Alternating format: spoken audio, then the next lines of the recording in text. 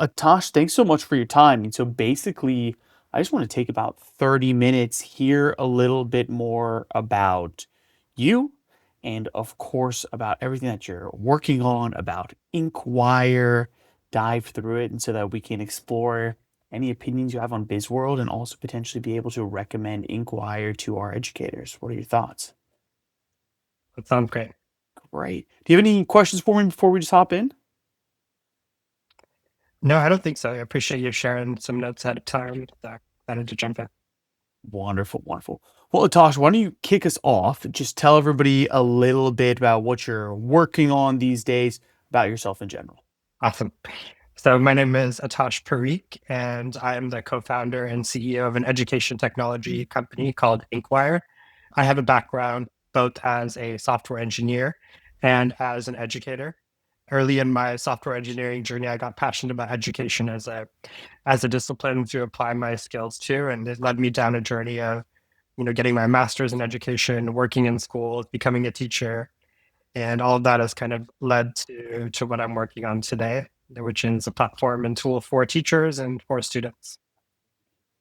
For teachers and students called Inquire. Tell us a little bit more. What is Inquire doing? Yeah, so big idea behind Inquire is we want to make real world experiential learning more accessible to more learners everywhere. And so, what is the set of tools that can help teachers bring that into their classrooms? And so, we have a couple of tools. We have a curriculum design or lesson planning and project design tool. Teachers come in with their ideas for a project that they want to do with their students, and then we'll help them flesh that into a ready to use unit plan that they can facilitate. We also have students using that tool to design their own independent projects, capstone projects, passion projects. And then we also have a digital portfolio platform. So as you're doing these projects, how do you capture that work, showcase the skills that you're building, and have a portfolio that you can demonstrate to your peers, your teachers, but also your family, employers, colleges down the road. It's so exciting. So exciting. For people that are listening, I mean, it's mostly educators, so they'll know what's going on. Like, give us some examples of what this real world experiential learning could look like. Mhm. Yeah. So what it could look like, and really it can apply to any discipline area. The idea is, how do you take the work that students are doing in the classroom? If they're learning about the Cold War, for example, um, in addition to kind of learning the knowledge and the facts of behind, that historical event, how do you give students a chance to, perhaps participate in a simulation to understand some of the decisions that different countries had to make during that time? That's one example. Another example, for me, my background is actually as a computer science teacher. So how do I, in addition to students learning how to program and what the theory is behind computer science, how do I get them actually building real world apps and actually, building solutions for their community? I think that's a big part of it. How do you get students thinking beyond doing an assignment to produce and turn into their teacher, but how do you have them creating real things that also interface with the world outside of the classroom? Getting students to create real things, to think beyond the classroom through a lot of times you said simulations. I think that's a great way to think about it. It's like, well, let's, Yeah. actually do Hmm. real world work and projects in the classroom. And so they can learn the skills through that entire process. Exactly. Yeah. Yep. And it can be a simulation or it can be, an actual product that they're creating. But the emphasis is not always on the product or the end output. It's more around the journey of actually, working with the team, creating that, knowing that what you're, really putting your kind of building empathy for the audience that's being served, right, with whatever you're creating, which is a very different mindset than, you know, I'm I'm building something for my teacher, right, to give me a grade. It really can up level the quality and the care that students put into their work when they know that there's going to be an audience beyond the teacher. It is super interesting to me. So what I'm hearing you say is that simply through knowing the audience is different, meaning that you're building this for, let's say, the real world, actual users, not just your teacher to grade, students are having to use empathy and be more thoughtful almost in their projects and their development. Correct. Yeah, and it connects back. It helps them connect back to what their own goals are beyond school once they graduate. Different career paths that they might take, and I think that's an important part of it. Well, absolutely. Yeah. Have them think through actually their career goals, what they want to do. How did you on this idea to even start Inquire? I mean, I think it's interesting you went from developer to educator to entrepreneur. But like, how did you originally come up with the idea for Inquire? Hmm. Yeah, good question. So, I think a lot of it does have to do with the fact that I came into education with a professional set of experiences around having worked as a software engineer and built things and have been in the workplace and knowing that the skills often required in a professional discipline often expand beyond what's traditionally taught in the classroom. And so I think that was a part of it, knowing that I wanted to make sure that students are really building those skills right in school. And for me, I became a teacher and I was teaching middle school computer science. And so, while I was teaching, knowing that I wanted to, connect back, having worked in the field, bring back some of those elements from the field into my classroom, right? But also knowing that it's hard to do that as a teacher and it takes a lot of time and resources. And so how could technology help with that? How could it help teachers, design projects, also assess the work that their students are doing? These are not things that are, teachers are supported with or have the tools to do in a traditional classroom. Yeah. So Well, how do I build some of those to help with that? yeah. So what you just said, right? It's like, I mean, a big piece of this puzzle is that teachers don't have the time. They don't Yeah. have the support, especially like you said, like in a traditional classroom. Like, I'm curious, and I'm not looking for a right or wrong answer or opinion here. But I'm curious, like, why is the education system mostly, I don't know, very old school? And like, why aren't we supported more to be building 21st century durable life skills? Because times have changed, right? Mhm. Yeah, it's a good question. And, there's probably all kinds of, historical artifacts and reasons why the system is that way. And once it is, it's often hard to break out of that. I would say, there's a lot of emphasis placed on knowledge that students need to build. And I think what's challenging is when you look at all the set of standards that teachers need to cover, all the knowledge that they need to impart upon students to have by the time they finish their K-12 schooling, when that is the emphasis, and then when there are standardized tests involved that really, check whether students have acquired that knowledge, all of that kind of reinforces on itself, and you just run out of time, right? If you need to cover all of these standards in order to have students do well on this exam, it really doesn't leave a lot of time and really freedom for teachers to move beyond that. Yeah. And so it sounds like this theory, like you said, there's lots of things going on, right? This is a very Yeah. surface level question on my side. But it sounds like right, it's almost out of the teacher's hands because their school systems, districts, whatever it is giving them so much knowledge that has to be crammed in for students to pass these standardized tests, right? So knowledge based that the teachers, the educators aren't having the opportunity to a lot of times plug in projects like what you're talking about.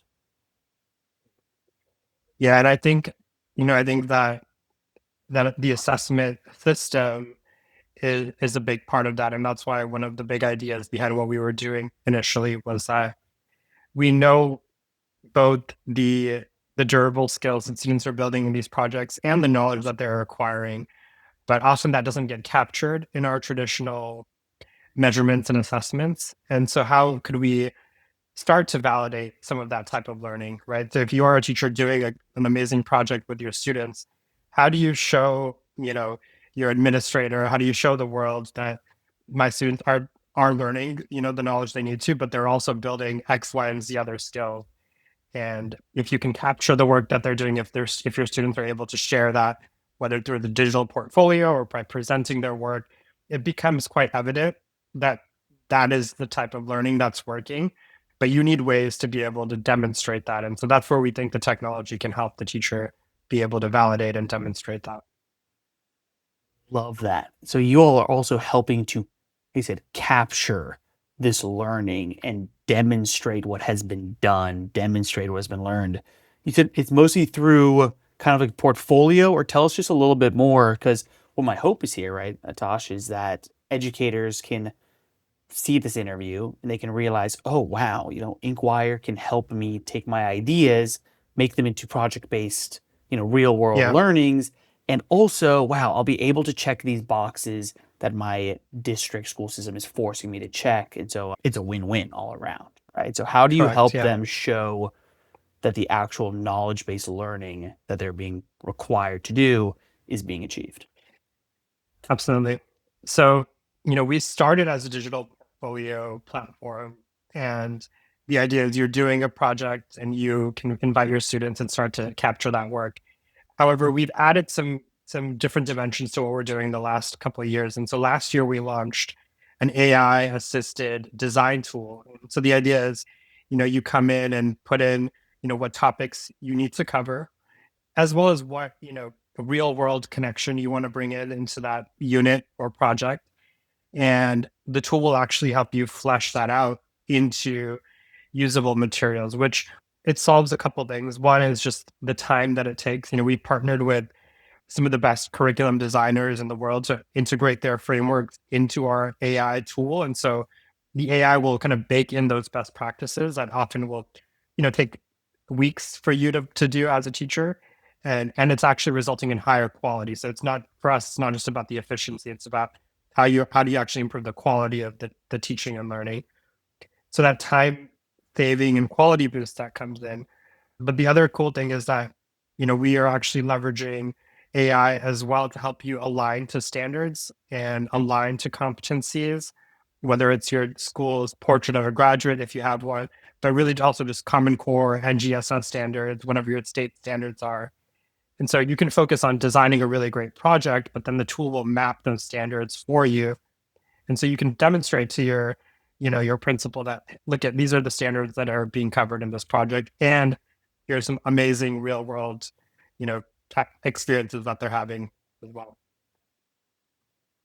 I absolutely love it. I mean, it's like it sounds to me like it's you're creating this no-brainer for educators that even if they Hmm. don't have their own big idea for how they want to create a new project, where they do or they don't, right? They go in, you can say, hey, here's the subjects that I want to cover, right? Here's what I need to be teaching my kids, my students, but I want to teach it in a different way. And your AI is going to help them flesh out the idea.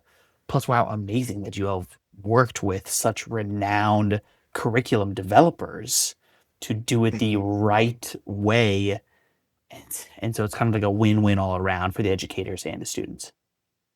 Absolutely. Yeah. Wow, that's super great. Josh, I want to pivot a little bit. I'm curious how you got into entrepreneurship. And then when we tie into entrepreneurship into this, I'm also curious your experiences with BizWorld, because it's really interesting. Yeah. Obviously, the reason why we're having this conversation. So share a little bit about that story, about how you first got involved with BizWorld, and then we can lead towards, how you became an entrepreneur. Yeah. I believe it was third grade when I had my BizWorld experience. And, it was, you know, the memories are fuzzy in terms of the details, but emotionally, the resonance is still there. And, we had a BizWorld educator come to our school and guide us through a process of forming teams, starting our own businesses, and having, a pitch competition towards that. And, I remember forming our team. I remember building our products, thinking through our marketing, branding. And it's something that stuck with me. I still have the kind of file folder capturing our team and the product that we created and everybody's roles in the company. it's funny to see that I was the president of my business during my BizWorld experience, and I think all of that has kind of stuck with me. That this is something that's fun, it's exciting, and something that I may want to pursue. That's crazy. How long ago do you think that that was? About roughly Yeah, I mean, I would say like 20 plus years ago. So 20 plus years ago. I don't know about you. yeah, I'm trying to think here because I don't want to just blatantly say this. I don't yeah, remember many school projects, period. Like many different, definitely not project based learning, just like projects that I did. I remember building a solar system. hmm I remember that hmm one. And so for the fact that you can still remember going through this program, right, assigning the yeah, roles yeah, is pretty crazy. Do you think that, I mean, if I can ask you, I know it was a long time ago. Do you like what do you think that maybe changed in you as a kid? If you can think like what were you yeah, like as a kid? Did it give you new ideas, open your brain to new possibilities? yeah.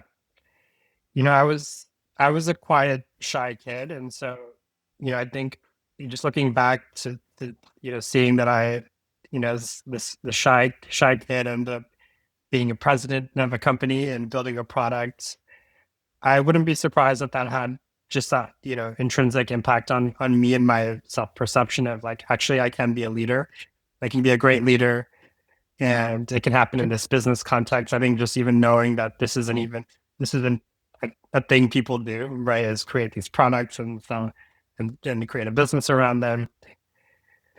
Just opening up that possibility from a career perspective, and then that from a personal like that I can be a leader doing this. Yeah, and I think that's why it stuck with me, right? Because similar to you, like I don't remember a lot of projects, let alone in like elementary school, right? Third grade. And so yeah, in terms of a confidence boost, I think that was one of those events that kind of really, impact your self belief as a child that in a way that can I think carry through into your journey later.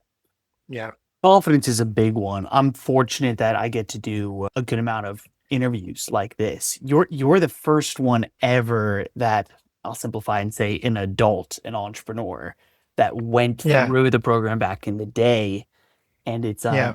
it's really beautiful for us because, sure, we're teaching business, we're teaching entrepreneurship, but it's truly we're trying to teach life skills through business education, through entrepreneurship curriculum. And so having you say, things like leadership and confidence is really there. And then I'm happy that I've actually spoken with educators that tell me that years later, students will come to them and say, "Hey, I remember doing BizWorld. Like, that was my favorite part of your class. Like, what a fun experience." It's really an amazing thing that we can provide to individuals. Absolutely. Absolutely. Yeah. Yeah. And, we were talking earlier about just like whether it's a simulation or a real world experience. I think one of the unique things about that Biz World project is that, it didn't try to kind of abstract away like what the real roles and titles are within a business, what the actual work is of not just building something, but actually selling it and advertising. And the fact that it really mapped to what, of course, in a simplified way that's third grade friendly, but really mapping to the actual titles and work that are happening in a professional context. It just really, I think that part of it was huge because it elevated, us as young students in terms of what we were doing. Using the actual president, right? Yeah, Marketing officer, finance. designer. Yeah, yeah, exactly. Yeah, wow. To me, at least when I first started getting involved with Biz World a while back, I was on the side of, wow, I think like third grade is too young to start teaching business concepts to kids. What's your opinion on that? Like, when is too young? Is there a too young? Should we be teaching these sorts of real world life skills to individuals? Yeah, I mean, if I had a good experience in third grade, so why not? Why not second grade, first grade? I don't see why not, why it wouldn't, be powerful to do early on, given, there's always opportunities to adjust and, focus on different elements depending on the developmental level of the students. And I think, like you said, it's a lot of it's less about the business fundamentals and more about the mindsets and the human skills that you're building. And so I didn't go on to start my own company until way later, but I think a lot of the entrepreneurial mindsets and practices I carried with me, throughout middle school, high school, college. Well, that, yeah. And so again, like, everybody doesn't have to go become an entrepreneur, but it's like these skills are the most important thing in every direction that you'll go in your entire life. Really, really so important. I'm curious. So I asked a little bit earlier, like, what did the pivot for you look like from first software engineer, or excuse me if I'm not being exactly correct, but essentially, right, software to educator to then entrepreneur. How did that transition happen? Because we talk to a lot of young people, of course, in our Young Entrepreneur Success Program that are trying to become entrepreneurs, but it can be scary. And so I'm curious, how did this transition happen for you? And maybe what advice can you give to young people that are dreaming of becoming an entrepreneur? Mhm. Yeah, for me, the transition itself didn't feel like such a sudden or abrupt one. I think because I had kind of carried that entrepreneurial lens with me throughout my journey, like even as a software engineer, even in college studying computer science, my mind was always on, you know, how am I applying my skills and where can I apply my skills? Not just in terms of like, what is the job that I'm going to be doing after I graduate, but, what are the problems that I want to help address in the world? What's the impact that I want to make? And, I think that lens, I carried with me throughout the various education. So I worked, and because of that, I got interested in education and started doing internships in the education technology world, started to explore, different areas there. And so long before I started a company, I was already kind of carrying that lens and exploring. And for me, the focus was on like, what are the problems or things that I wanted to work on? And that's what kind of led me, from transition from the software engineering role into like, going on a journey of exploring different schools and school models, becoming a teacher, working in the classroom. Again, always with that lens of like, how do I do my job well? But then, what are the opportunities to take what I'm learning and improve my own experience, but also others' experiences? How do I combine the skill set that I've been building from a computer science perspective, and then when I was in the classroom, how am I bringing in my education expertise, and how do I put all those pieces together and leverage that to create something great? And so, kind of building my confidence along the way in terms of that as well. That's great, right? We all often put too much pressure on ourselves to perform, or like, oh, I need to be an entrepreneur. I need to start my own thing. Whereas what I'm hearing you say is that you were just focused on building your own skills while being open to look for real problems going on, truly wanting to help people, right? Earlier you mentioned like being empathetic towards your Yep. audience, right? That you're designing things for. And then it all kind of just pieces together and happens, and it doesn't have to be this big, scary, overwhelming thing. Yeah, I think that's really important, especially if you want to work in a certain industry or tackle a certain set of problems. For me, that was education. And it felt really important for me to empathize with educators, both from, talking to them and immersing myself in those environments to actually, in my case, taking on the role of an educator and, becoming a teacher, right? And all of that helps you, really build an empathy and understanding of what to actually work on, right? Not just for me that I want to start a company, but what are the specific problems that I want to address, and how do I know that what those solutions could look like? And if for me, it was immersing myself in that world. Love it. I love it. So that's a great way to look at entrepreneurship, right? Go in that direction, problem solving overall. I'm curious, let's think back towards educators specifically and even around Inkwire. It's like a lot of educators, I was never trained to be an educator, but I can only assume they were taught sort of one way, right? The old school methodology. And so it can seem scary or very different, a big hurdle to start to introduce entrepreneurship education or any project-based learning into their curriculum. What advice can you maybe give educators on how to make that transition, make that leap? Mhm. Yeah, I think there's, you know, a lot of things to think about, but I think the big one is being okay with the kind of uncertainty and, sometimes controlled chaos, right? That comes with bringing in a real world, type of experience into the classroom. It's, it's hard to fully script what's going to happen, when you kind of let students loose a little bit in terms of designing their own solutions or, having to design their own like learning pathway. And so knowing that there is going to be a little bit of stress that comes with that and that being okay because that is what it is like in the real world, right? That being said, I think educators bring a lot of important skills. And so I often think about this when it comes to, sometimes, when educators are thinking about how their skills translate beyond the classroom, whether they are actually leaving.